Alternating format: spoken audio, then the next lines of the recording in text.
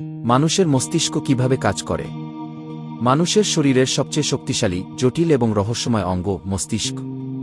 ছোট্ট দেখতে হলেও এর ক্ষমতা সীমাহীন। আমরা কিভাবে দেখি, শুনি, কথা বলি, শিখি, হইচই করি, হাসি কাঁদি, সবকিছুর নিয়ন্ত্রণ কেন্দ্র হল এই মস্তিষ্ক। মস্তিষ্ক হল মানুষের শরীরের সুপার কম্পিউটার। প্রায় ৮-৬ বিলিয়ন নিউরন বা স্নায়ুকোষ দিয়ে তৈরি এই অঙ্গ প্রতি সেকেন্ডে লাখ লাখ তথ্য প্রক্রিয়াজাত করতে পারে। কি এক সেরেব্রাম চিন্তা, শেখা, স্মৃতি, সিদ্ধান্ত নেওয়া সবকিছু নিয়ন্ত্রণ করে। ২ সেরেবেলাম শরীরের ভারসাম্য ও মুভমেন্ট নিয়ন্ত্রণ করে। ৩ ব্রেইনস্টেম শ্বাসপ্রশ্বাস, হার্টবিট, রক্তচাপ, জীবনধারণের গুরুত্বপূর্ণ কাজগুলো চালায়। কি নিউরন হল মস্তিষ্কের ছোট ছোট বার্তাবাহক। নিউরন একে অপরকে বৈদ্যুতিক সিগন্যাল পাঠায়।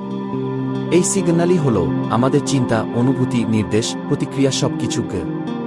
নিউরন সিনাপস সিগন্যাল প্রতিক্রিয়া। চোখ কোনো কিছু দেখে না, চোখ শুধু আলো সংগ্রহ করে।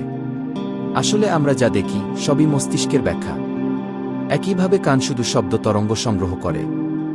শব্দকে অর্থ দেন মস্তিষ্ক। আমরা কেন হাসি, কেন কাঁদি, কেন ভয় পাই? মস্তিষ্কের একটি বিশেষ অংশ অ্যামিগডালা আবেগ নিয়ন্ত্রণ করে।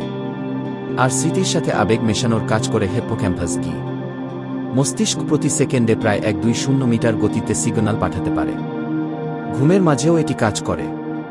প্রতিদিন প্রায় ৭,০০,০০০ এর বেশি চিন্তা মস্তিষ্কের মধ্যে ঘোরাঘুরি করে। কি মানুষের মস্তিষ্ক মহাবিশ্বের সবচেয়ে জটিল যন্ত্র। এর গভীরতা এখনও বিজ্ঞান পুরোপুরি বুঝতে পারেনি। আমরা যেমন ভাবি তেমনই আমরা, আর আমাদের পুরো অস্তিত্বকে চালায় এই ছোট্ট কিন্তু বিস্ময়কর মস্তিষ্ক।